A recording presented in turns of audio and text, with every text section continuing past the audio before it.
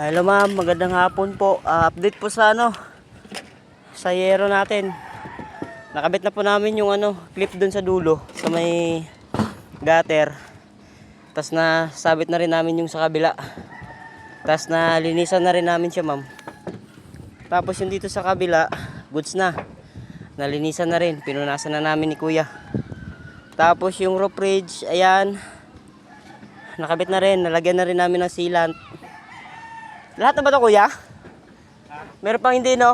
Oo, pag tinalagyan Ito na lang no? kasi mainit kanina eh. Oo, yun na lang po yung hindi nalagyan, yung naiwan namin ni kuya kanina kasi Pang mainit nandun tayo sa CR. oh mainit. Tapos update ko na lang kayo mamaya sa pagbaba ko sa CR. So yan na po ma'am, yung bubong mo. Kuya, ingat ka dyan. Ayan. So yung mga gutter natin, nalagyan na ng clip. Tapos yung, ay hanger pala.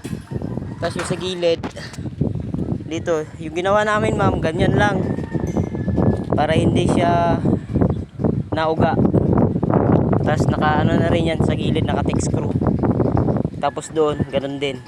Tatanggalin na lang namin yung mga kahoy dito sa taas. So yan na, malinis na.